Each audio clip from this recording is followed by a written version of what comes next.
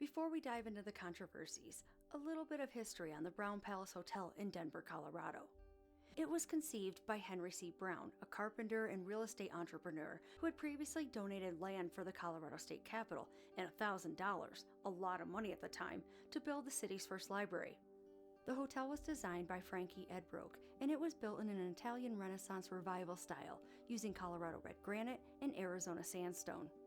It was Denver's first fireproof hotel, and only the second in the nation, as it was constructed with a steel frame, and they didn't use wood for the floors. Instead, the floors were made out of hollow blocks of porous terracotta. The Brown Palace also boasted modern amenities for the time, such as an artesian well that still supplies water to the hotel today. When it opened, there were 400 hotel rooms, going from $3 to $5 per night. Today, it costs between $200 to $1,600 per night. The hotel's opulent atrium, stained glass skylights, and handcrafted iron railings made it a standout landmark in Denver.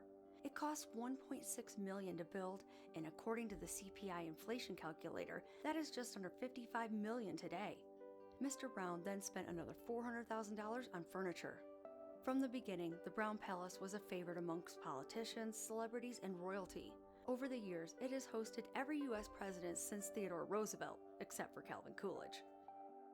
In the 1940s and 50s, President Dwight D. Eisenhower often used the hotel as his Western White House when he visited Denver. Other famous guests to stay there were the Beatles and Winston Churchill. Despite its grandeur, the Brown Palace has not been without controversy. When it was built, there was a tunnel to the nearby Navarre brothel, since the wealthy and powerful men didn't want to be seen going from one building to the other. The Navarre, which was originally built as a school for girls, became a brothel and is now the site of a museum, and yes, it's reportedly haunted. But one of the most notorious incidents in the hotel's history occurred in 1911, when Frank Henwood shot and killed Sylvester Von Pohl in the hotel's Ship Tavern over a dispute concerning a woman named Isabel Springer, the wife of a wealthy Denver businessman.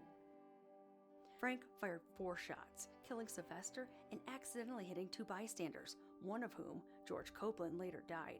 Frank was convicted of murder, and the scandal captivated Denver society for years. Many believe the Brown Palace is haunted, with numerous ghost sightings and unexplained occurrences reported by staff and guests.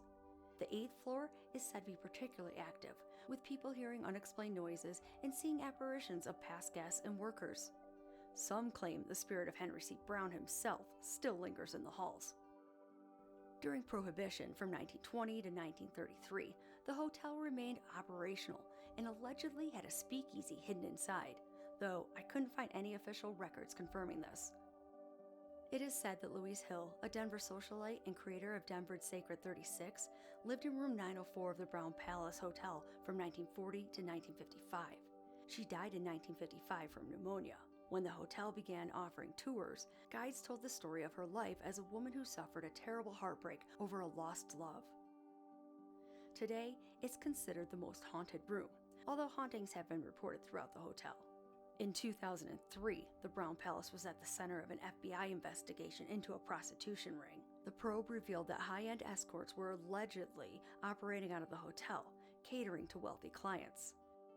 Although no charges were publicly brought against the hotel itself, the scandal was widely reported in local media. Over the years, the Brown Palace has changed ownership multiple times, sometimes leading to disputes and financial struggles.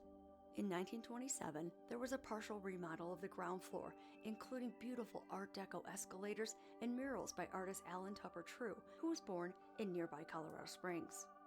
In 2018, the hotel was acquired by Marriott's Autograph Collection, a move that sparked concerns among some Denver residents about preserving its historic charm while modernizing its amenities. Despite these controversies, the Brown Palace Hotel, with its distinctive triangular shape, remains one of Denver's most beloved landmarks, known for its luxurious accommodations, afternoon tea, and historical charm. You'll even be greeted by a bronze cowboy statue outside that is a tribute to the National Western Stock Show and Denver's Western heritage. The statue was installed in 2006 to commemorate the 100th anniversary of the National Western Stock Show.